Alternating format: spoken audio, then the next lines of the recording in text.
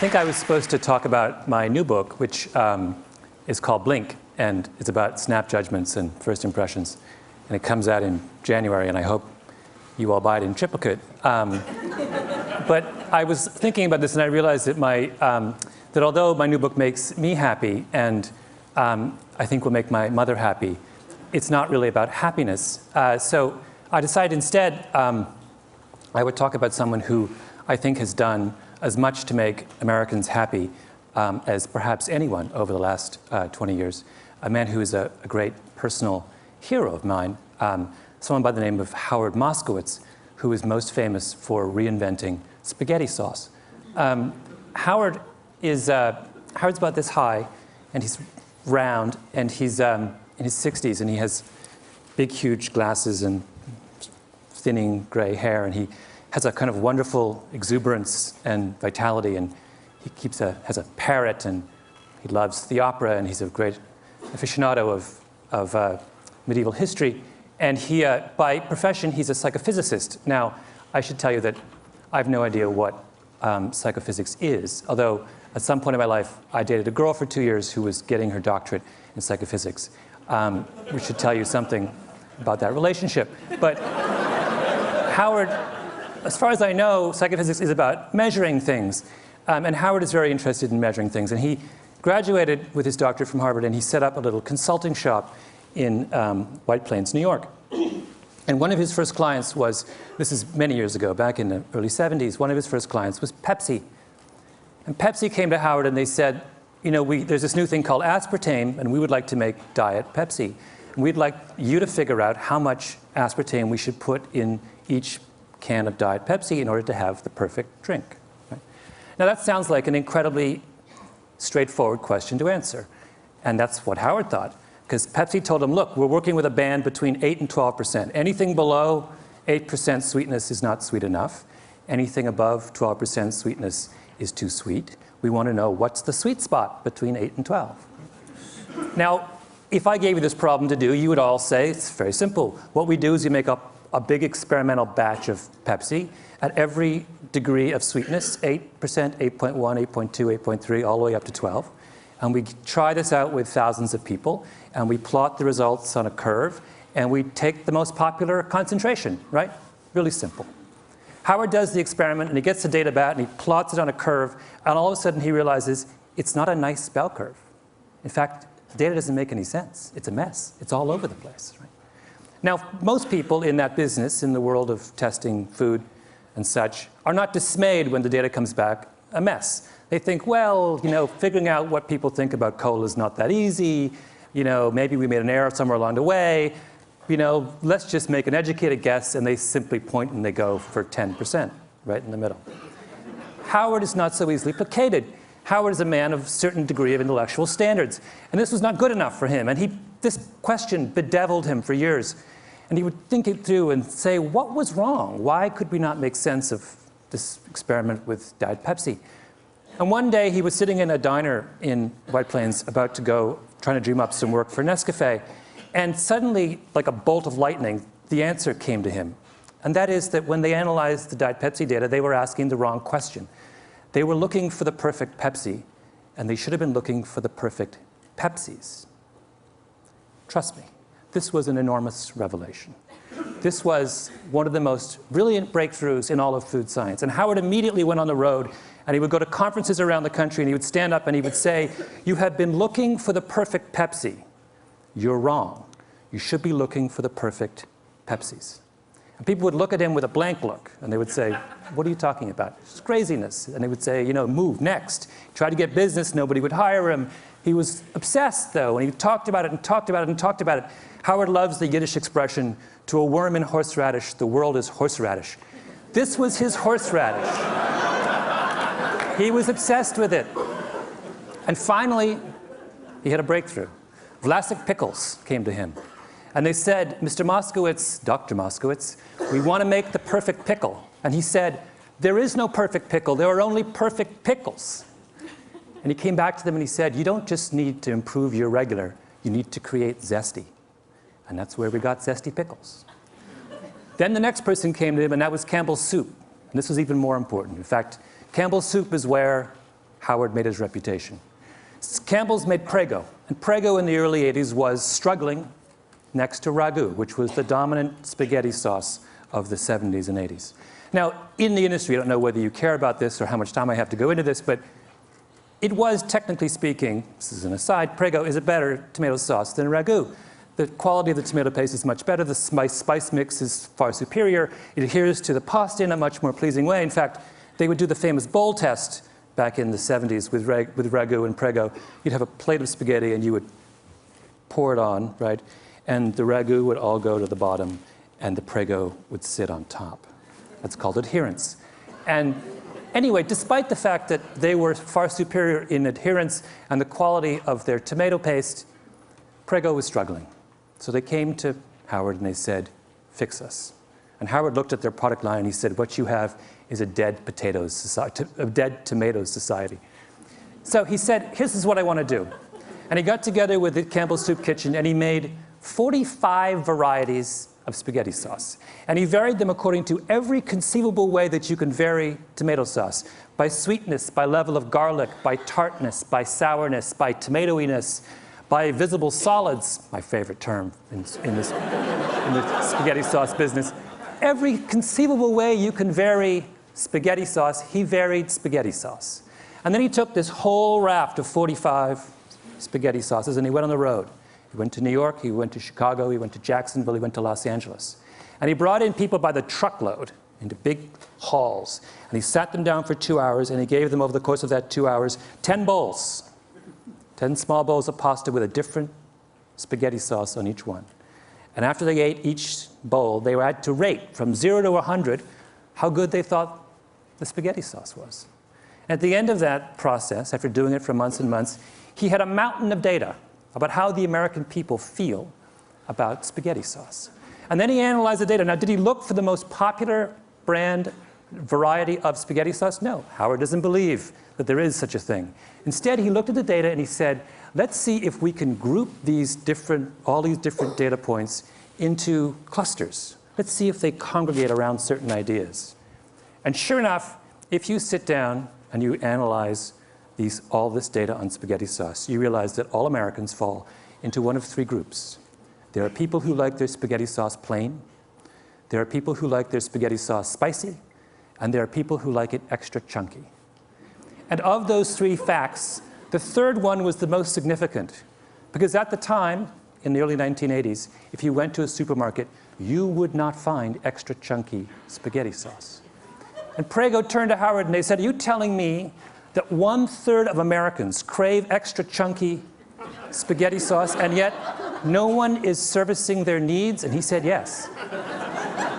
And Prego then went back and completely reformulated their spaghetti sauce and came out with a line of extra chunky that immediately and completely took over the spaghetti sauce business in this country. And over the next 10 years, they made $600 million off their line of extra chunky sauces. And everyone else in the industry looked at what Howard had done and they said, oh my God, we've been thinking all wrong.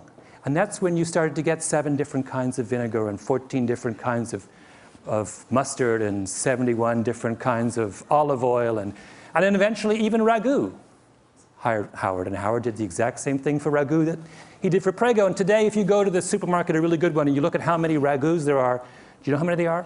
36. In 6 varieties.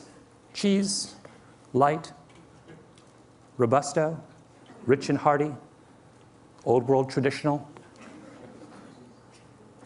extra chunky garden.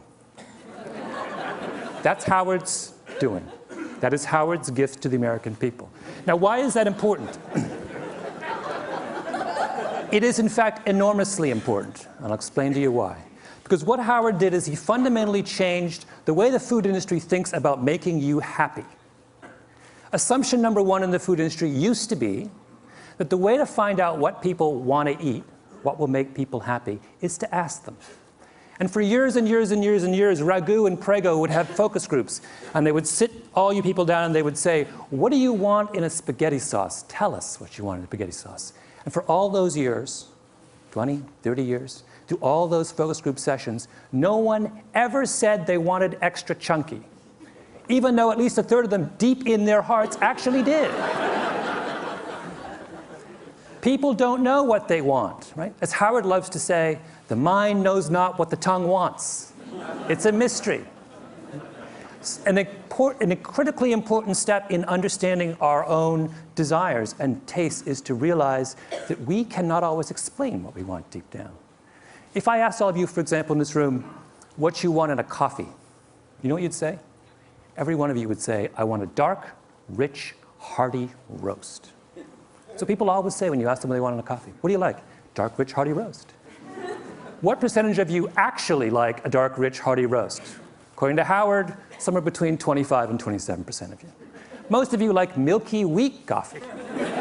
But you will never, ever say to someone who asks you what you want that I want a milky, weak coffee. So that's number one thing that Howard did. Number two thing that Howard did is he made us realize, it's another very critical point, he made us realize in the importance of what he likes to call horizontal segmentation. Why is this critical? It's critical because this is the way the food industry thought before Howard, right? What were they obsessed with in the early 80s? They were obsessed with mustard. In particular, they were obsessed with the story of Grey Poupon, right?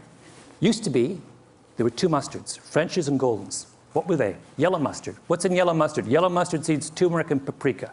That was mustard. Grey Poupon came along with a Dijon, right?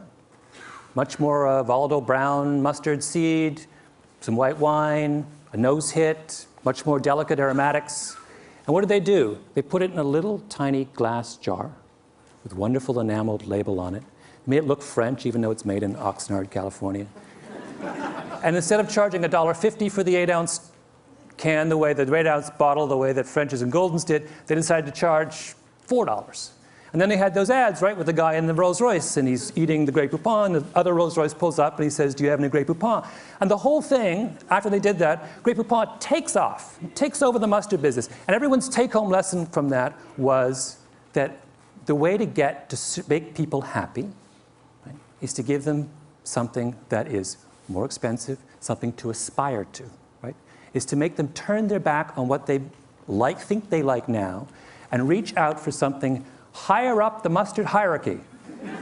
A better mustard, a more expensive mustard, a mustard of more sophistication and culture and meaning. And Howard looked at that and said, that's wrong. Mustard does not exist on a hierarchy. Mustard exists, just like tomato sauce, on a horizontal plane. There is no good mustard or bad mustard. There is no perfect mustard or imperfect mustard. There are only different kinds of mustards that suit different kinds of people. He fundamentally democratized the way we think about taste. And for that as well, we owe Howard Moskowitz a huge vote of thanks. Third thing that Howard did, and perhaps the most important, is Howard confronted the notion of the Platonic dish. What do I mean by that? For the longest time in the food industry, there was a sense that there was one way, a perfect way, to make a dish. You go to Chez Panisse, they give you the red tail sashimi with roasted pumpkin seeds in a something reduction. They don't give you 5 options on the reduction, right? They don't say, do you want the extra chunky reduction or do you want the... No, you just get the reduction. Why? Because the chef at Chez Panisse has a Platonic notion about red tail sashimi. This is the way it ought to be.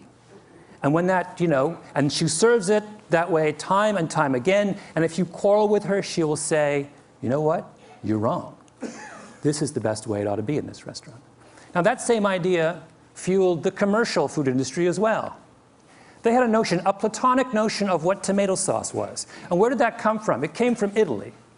Italian tomato sauce is what? It's blended, it's thin.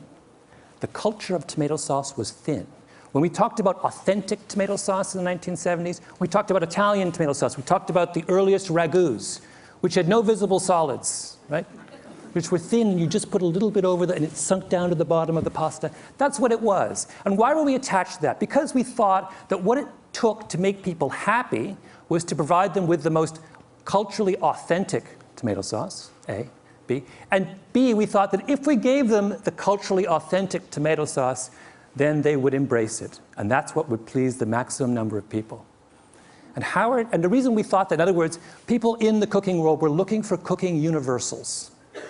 They were looking for one way to treat all of us. And good reason for them to be obsessed with the idea of universals, because all of science through the 19th century and much of the 20th was obsessed with universals.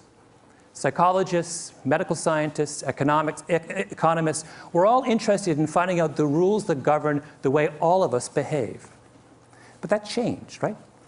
What is the great revolution in science of the last 10, 15 years? It is the movement from the search for universals to the understanding of variability.